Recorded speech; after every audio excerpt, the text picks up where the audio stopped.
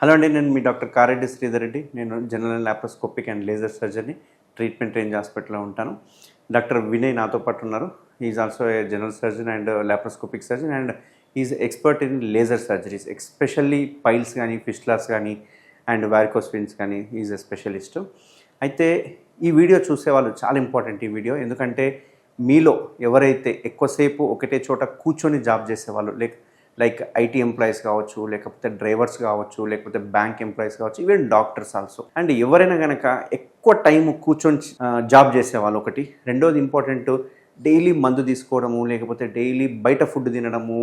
And మెయిన్గా students చాలామంది ఏంటంటే ఈ పీజీ హాస్టల్లో ఫుడ్ బాగాలేదని చెప్పి ఎక్కువ ఫుడ్ బయట తింటూ ఉంటారు. అంటే ఇంట్లో ఫుడ్ కాకుండా ఎక్కువ మటుకు బయట ఫుడ్ తినడానికి ఇష్టపడే వాళ్ళు ఎవరైతే ఉన్నారో అట్లాంటి వాళ్ళు.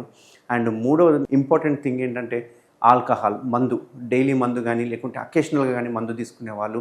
అండ్ ఎక్కువ బయట ఎండలో వర్క్ చేసేవాళ్ళు, అంటే డీహైడ్రేషన్లో వర్క్ చేసేవాళ్ళు కావచ్చు, లేకపోతే ప్రెగ్నెంట్ లేడీస్ కానీ, ఇట్లాంటి వాళ్ళకు వచ్చే కామన్ డిజీజ్ ఏదైతే ఉందో, చెప్పుకోలేని బాధ ఏదైతే ఉందో, చెప్పుకుంటే ఎక్కడ సర్జరీ చేస్తారో లేకుంటే సర్జరీ చేస్తే నేను ఎక్కడ ఇంట్లోనే ఉండిపోవాలో అని అనుకునే వాళ్ళు ఖచ్చితంగా తప్పకుండా ఈ వీడియో చూడండి. ఎందుకంటే పైల్స్ గురించి నాకు మీకు ఐడియా వచ్చేసింటుంది నేను చెప్పే డిజీజ్ ఏందనేది. ఈ పైల్స్ గురించి మన ట్రీట్మెంట్ రేంజ్ హాస్పిటల్లో డాక్టర్ వినయ్ కానీ నేను చేసే ఈ సర్జరీ ఏదైతే ఉందో కంప్లీట్ లేటెస్ట్ పెయిన్లెస్ సర్జరీ. అసలు ఈ డిజీజ్ అంటే ఏంది, ఈ డిజీజ్ గురించి సార్ డాక్టర్ వినయ్ ఒపీనియన్ ఏంటి అసలు తను, ఎందుకంటే ఇప్పటిదాకా ఒక 3-4 వేల సర్జరీస్ కంప్లీట్ చేసి ఉంటాడు. సో తన ఒపీనియన్ ఏంటి తెలుసుకుందాం. ఎందుకంటే ఒక్కొక్క డాక్టర్ ఒపీనియన్ ఒకలాగా ఉంటుంది. నా ఒపీనియన్ మీరు చాలా వీడియోస్లో చూసింటారు. సో ఇవాళ డాక్టర్ వినయ్ని రిక్వెస్ట్ చేసి తీసుకొచ్చాను.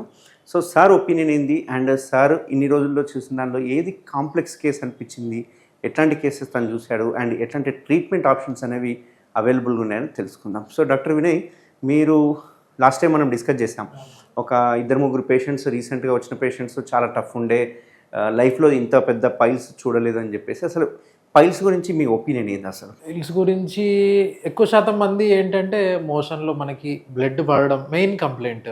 దాంట్లో పైల్స్లో మళ్ళీ మనకి పైల్స్ అంటే నథింగ్ బట్ మనకి బాడీలో కింద మలద్వారం దగ్గర మనకి రక్తనాళాలు మనకి కుషన్స్ లాగా హెల్ప్ చేస్తూ ఉంటాయి. ఎప్పుడైతే వాటి మీద ఒత్తిడి పడుతుందో, అది కూడా ఎందుకంటే మోషన్ ఫ్రీగా లేకపోవడం main first reason constipation.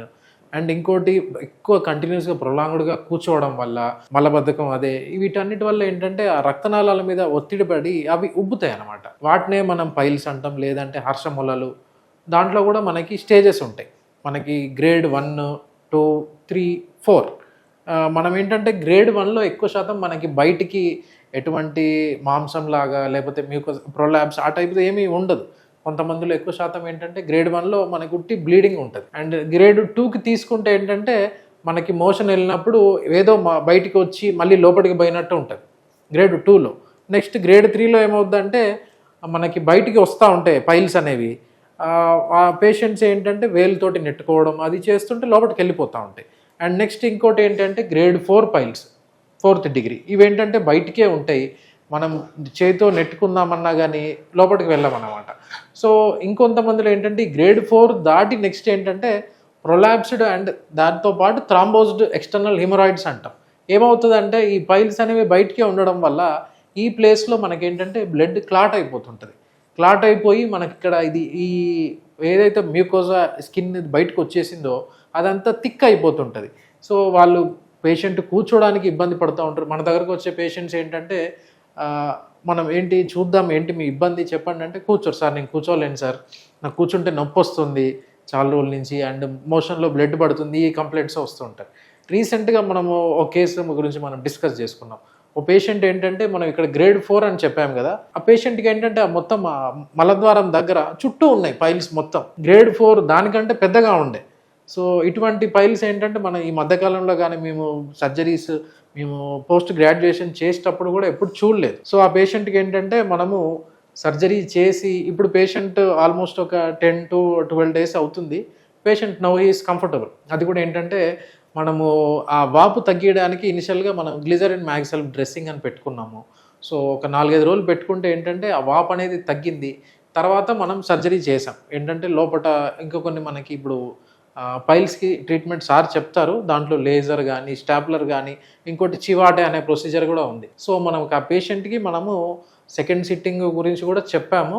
So కాకపోతే ఏంటంటే గ్రేడ్ 4 ఉన్నాయి కాస్త ఇప్పుడు గ్రేడ్ 2 గ్రేడ్ 1కి వచ్చేసాయి ఆల్మోస్ట్ ఒక 15 డేస్లో. మనము ఇంకొక 1 మంత్ లేదంటే ఇంకో 1.5 మంత్ చూసి మళ్ళీ అవసరమైతే ఇంకో సర్జరీలో మొత్తం అతనుకున్న ప్రాబ్లం మొత్తం మనం క్లియర్ చేస్తాం. సో నాకు తెలిసి ఒకవేళ ఈ క్లాసిఫికేషన్ చేసిన డాక్టర్స్ కనుక మన పాతకాలం డాక్టర్స్ కనుక ఇప్పుడు నేను చెప్పిన పేషెంట్ని చూసుకుంటే ఖచ్చితంగా గ్రేడ్ 5 అనేది కూడా క్లాసిఫికేషన్ చెప్పేవారు. ఎందుకంటే గ్రేడ్ 4కి మించి అవి చాలా ఉబ్బుగా ఉన్నాయి. అసలు యానల్ కెనాల్ ఎక్కడ ఉందో కూడా మాకు కనపడలేదు. యానల్ కెనాల్ని కూడా మొత్తం మూసేసింది. పాపం తన మోషన్ పోలేక కూర్చోలేక చివరికి ఇట్లా నిల్చుంటే కూడా అవి అడ్డం పడుతున్నాయి అన్నట్టు.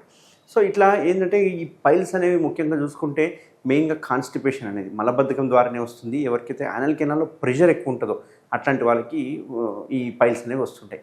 అంటే ఇక్కడ మెయిన్గా ఏం చేస్తారంటే వీళ్ళు ఇష్టం వచ్చినట్టుగా ఫుడ్ స్టైల్ ఏదైతే ఉందో ఫైబర్ తీసుకోకపోవడము, ప్రోటీన్ ఎక్కువ తీసుకోవడము, కార్బోహైడ్రేట్ ఎక్కువ తీసుకోవడము, టైంకి తినకపోవడము, వాటర్ తక్కువ తీసుకోవడము, ఫైబర్ కంటెంట్ తక్కువ తీసుకోవడం, ఆల్కహాల్ తీసుకోవడం, ఇవన్నీ ఏమైతే అంటే మోషన్ని హార్డ్ చేసేస్తాయి. హార్డ్ చేసిన తర్వాత ఆ మోషన్ బయటికి వెళ్ళాలి కాబట్టి ముక్కడం స్టార్ట్ చేస్తూ ఉంటారు. వాళ్ళకి తెలియకుండానే ముక్కుతూ ఉంటారు. అట్లా ముక్కడం వల్ల ఏమవుతుందంటే అక్కడ ఉన్న రక్తనాళాలు మెల్లమెల్లగా సాగి పైల్స్గా తయారవుతూ ఉంటాయి అన్నట్టు. అంతేకాకుండా ఒకసారి కట్ అవుతూ ఉంటాయి. దాని నుంచి విపరీతమైన బ్లీడింగ్ ఉంటుంది అండ్ ఆ మోషన్ అడ్డం పడుతుంటుంది. ఒక్కొక్కసారి ఏలుతో బయటికి లాక్కుంటుంటారు. కొన్ని పైల్స్ కిందకి అడ్డం వచ్చిన వాటిని లోపలికి తోసుకుంటే తప్ప మోషన్ రాదు. ఇట్లా చాలామంది చాలా రకాల కంప్లైంట్స్ చెప్తూ ఉంటారు. ఇవన్నిటికీ ఏంటంటే ముఖ్య కారణం మలబద్ధకం. ఎందుకంటే చాలామంది అని అడుగుతుంటారు, సార్ ఆపరేషన్ అయిపోయింది, ఆపరేషన్ అయిపోయిన 1 వీక్ తర్వాత రివ్యూకి వచ్చిన తర్వాత సార్ నేను మందు తాగొచ్చా అని అడుగుతుంటారు. సో ఇక్కడ ఈ మందు అనేది వాళ్ళు మానేరు కాబట్టి మందు తీసుకునే పద్ధతి మారాలి. సో అట్లీస్ట్ ఒక 15% కంటే ఆల్కహాల్ ఎక్కువ కంటెంట్ లేకుండా చూసుకోవాలి. అంటే ఒక మ్యాక్సిమం ఒక 2 బీర్స్ వరకు అన్నట్టు. సో అట్లా తీసుకోవడం వల్ల ఏంటంటే దాంతోపాటు డీహైడ్రేషన్ అయిపోతారు. మందు తీసుకోవడం వల్ల డీహైడ్రేషన్. ఈ మందు ఏదో మన కాన్స్టిపేషన్ తీసుకురాదు. మందు అనేది డీహైడ్రేషన్ చేయడం వల్ల సరైన టైంకి వాటర్ తీసుకోకపోతే మనం తాగిన మందు కానీ అదంతా డైరోసిస్ అంటాం, అంటే యూరిన్లో వెళ్ళిపోతుంటుంది. సో విపరీతంగా యూరిన్ వచ్చే వరకు మనకు డీహైడ్రేషన్ అయిపోగానే ఆ మోషన్ అంతా హార్డ్ అయిపోతూ ఉంటుంది. సో అట్లాంటి వాళ్ళు ఏంటంటే మంచి వాటర్ తీసుకోవడము అండ్ మందు తాగేటప్పుడు తీసుకునే ఈ చికెన్ ఫ్రై ఐటమ్స్ కానీ ఇవన్నీ తగ్గించుకొని కొంచెం ఫ్రూట్స్ అట్లాంటివి తీసుకోవడం వల్ల దీని నుంచి బయటపడుతుంటారు. సో సార్ చెప్పినట్టుగా గ్రేడ్ 1, 2, 3, 4 ఉంటాయి. 1, 2 ఓసారి మంచిగానే ఉంటుంది కానీ ఒకసారి బ్లీడ్ అవుతూ ఉంటాయి. అట్లాంటి వాటికి ట్రీట్ చేయాల్సి వస్తుంది. ఒకవేళ అట్లాంటి ఏం లేదు అనుకుంటే ట్రీట్ చేయాల్సిన అవసరం లేదు. కొంచెం సిడ్జ్ బాత్ అని కొన్ని లైఫ్ స్టైల్ చేంజెస్ ఇట్లాంటివి చేసుకుంటే సరిపోతుంది. బట్ సార్ అన్నట్టుగా 3, 4 మాత్రం మస్ట్ అన్నట్టు ట్రీట్మెంట్ కంపల్సరీ తీసుకోవాలి. ఎందుకు తీసుకోవాలంటే 3, 4 అనేది అవంతకవి ష్రింక్ కావు. అవి బ్లీడ్ అవుతూ ఉంటాయి, మోషన్ అడ్డం పడుతూ ఉంటాయి, అవి బయటికి వచ్చి కూర్చోడానికి రాదు. ఒక్కోసారి ఆ రాపిడికి లోనయ్యి పగిలిపోయి బ్లీడ్ అవ్వడం అనేది జరుగుతూ ఉంటుంది. ఇట్లాంటి వాటికి కంపల్సరీ ట్రీట్మెంట్ తీసుకోవాల్సి వస్తుంది. సో చాలామంది పైల్స్ అనగానే ఏంటి అంటే ఫస్ట్ మైండ్లోకి వచ్చేది తాడు కడతారేమో, లేకుంటే కట్ చేసి తీస్తారేమో, నెల రోజులు నడవడానికి రాదు, పడుకొనే ఉండాలి, ఆఫీస్లో ఏం చెప్పాలి, ఒకవేళ ఆఫీస్లో ఎవరికైనా పైల్స్ ఉన్నాయని చెప్పుకుంటే పక్కన వాళ్ళు ఏమనుకుంటారో ఈ సోషల్ స్టిగ్మాతోటి చాలామంది పైల్స్ అంటే అసలు బయటికి రారు. దాంతో బాధపడ్డా సరే కానీ పైల్స్ ఉన్నాయని మాత్రం చెప్పుకోరు. ఎందుకంటే మనకు సినిమాల్లో చూస్తుంటే కూడా పైల్స్ మీద చాలామంది జోకులు వేస్తూ ఉంటారు. సో ఇవన్నీ మైండ్లో పెట్టుకొని వాళ్ళు ఏం చేస్తారంటే పైల్స్ వచ్చినా కానీ ఏదో గడిపేద్దామని ట్రై చేస్తుంటారు. ఏదో ఒక రోజు అది గ్రేడ్ 4కో లేకపోతే థ్రాంబోజ్ అయ్యే టైంకి ఎమర్జెన్సీగా మన దగ్గరికి ల్యాండ్ అప్ అవుతుంటారు. సో ఇట్లాంటి వాళ్ళు ఏంటంటే ఇప్పుడు భయపడాల్సిన అవసరం లేదు. ఒకప్పుడు సర్జికల్ పద్ధతులు చూసుకుంటే కనుక కోత పద్ధతులు కావచ్చు, బ్యాండింగ్ కానీ, తాడు కట్టడం కానీ ఇట్లా చాలా పద్ధతులు ఉండే. బట్ ఇప్పుడు వచ్చిన లేటెస్ట్ సర్జరీ ఏదైతే ఉందో ట్రీట్మెంట్ రేంజ్ ఆస్పెక్ట్లో నేను కానీ డాక్టర్ వినయ్ చేసేది కంప్లీట్ లేజర్ సర్జరీ. ఇది కంప్లీట్ పెయిన్లెస్ సర్జరీ అన్నట్టు. And within 12 hours to 24 hours discharge చేయడం జరుగుతుంది. అండ్ వాళ్ళు సెకండ్ డే నుంచి వాళ్ళ ఆఫీస్కి వెళ్ళిపోవచ్చు. ఎటువంటి పెయిన్ ఉండదు, కంప్లీట్ జీరో పెయిన్ అన్నట్టు. అంతేకాకుండా ఒకవేళ గ్రేడ్ 3, 4 పైల్స్ ఉన్నాయనుకోండి, దీన్ని లేజర్తో పాటు ఈ పైన వైపున చివాటే అని లేకపోతే స్టేప్లర్ అని MIPH అని ఇట్లాంటి కొన్ని మెథడ్స్ ఉంటాయి. దానివల్ల చేయడం వల్ల ఏమవుతుంటే అవి మొత్తం లోపలికి ష్రింక్ అయిపోతాయి. అంటే బయటికి కనిపించేవి ఏవైతే ఉన్నాయో ముద్దలు అవన్నీ లోపలికి ష్రింక్ అయిపోతాయి. నన్ను చేసే లేజర్ కావచ్చు, ఈ స్టేప్లర్ కావచ్చు, ఇవి రెండు కంప్లీట్ పెయిన్లెస్ ట్రీట్మెంట్ అన్నట్టు. సో పేషెంట్ ఇమ్మీడియట్గా వాళ్ళ డ్యూటీస్కి వెళ్ళిపోవచ్చు.